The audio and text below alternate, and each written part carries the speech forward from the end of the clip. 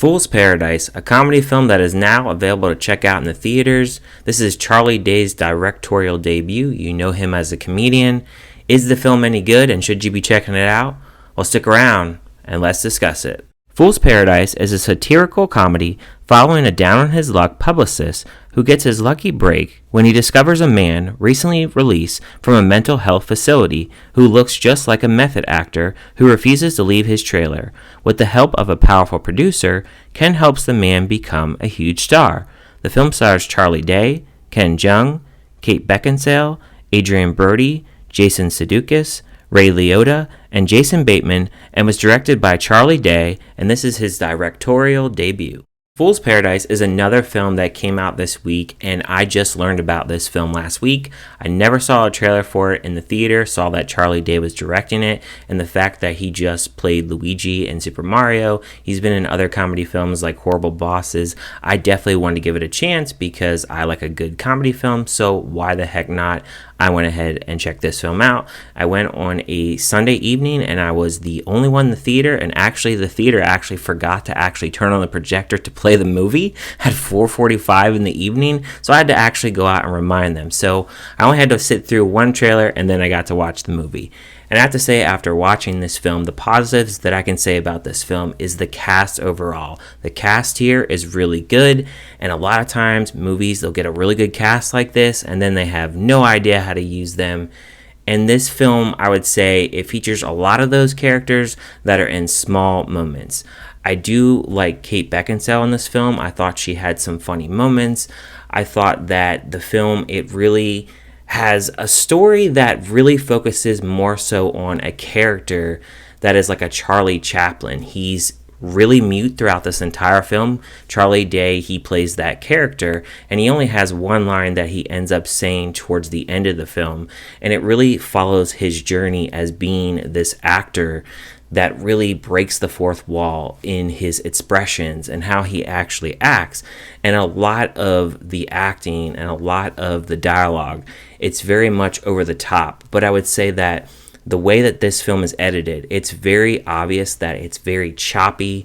The way that films transition from one scene to the next, it's not very good. And actually, after watching this film, I read a little bit about it. Apparently, it was made around 2018, and they had to do reshoots back in 2021. So I can see now why the editing here in this film, it's not very good. And definitely the transition from one scene to the next, it felt very sloppy. And the narrative as a whole felt very sloppy as well. I found that the comedy towards the beginning of the film, it had me to have a little bit of chuckles. But throughout, and as the film got deeper into the film, I really was starting to check out of the film. I found that certain scenes that got repetitive. There were many scenes where Charlie Day's character is getting talked to in a car. And so you have a character talking to him, and of course he doesn't say anything. He's just sitting there silent. You'll have some scenes where you have some wild parties and some moments where it kind of reminded me of like a toned down like Babylon, the way the parties are going on.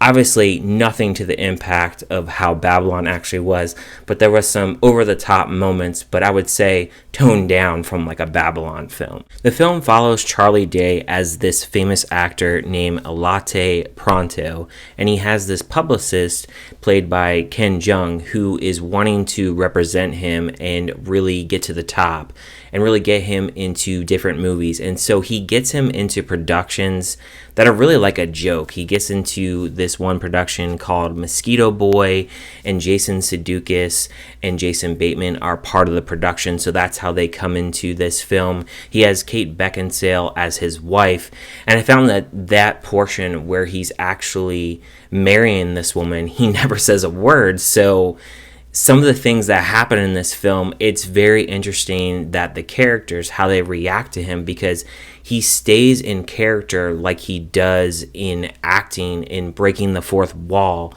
in his performance in the movie that he's actually in. So these other characters that are around him, they really just take upon his facial expressions and how he really acts and moves his hands. And so that's really what you're dealing with for 97 minutes of this film. And of course, there are some crazy moments. There are some funny moments in this film.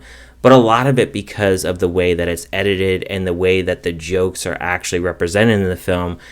It just didn't really entertain me throughout the entire film, and I found myself, I would say, around the halfway mark, really starting to kind of check out. I just kind of fell off a little bit. I'm glad it wasn't longer than 97 minutes.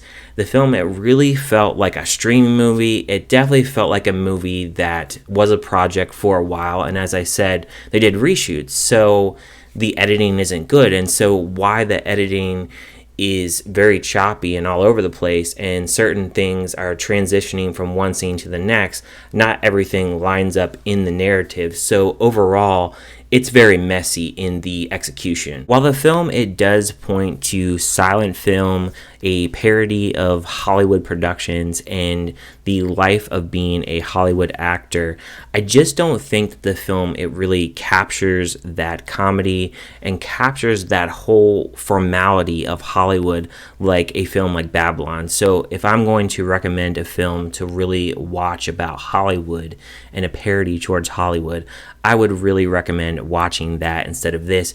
If you want to check out this film, I completely understand because of the actors and just the slate of all the good actors that are in this. I would say maybe stream it at home or try to watch it for a cheap price. I wouldn't pay too much top dollar to watch this film.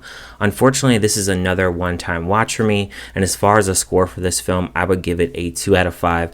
As I did have a few mild chuckles and there were a few things that I liked about the film, but overall for me, this is another meh film that I'll probably forget at the end of the year. It's not going to go on the worst list of the year, as I've seen much worse films that bored me to death and just really annoyed me. This film, it never really annoyed me, but unfortunately, it just didn't really hold my attention the entire time, and it's just a really meh film. But let me know in the comments, what did you think about this film? Did you like it? Did you hate it? Was it just kind of meh? And if you haven't seen this film, is it something that you're willing to check out? Thank you guys for checking out this review, and I will see you guys on my next review.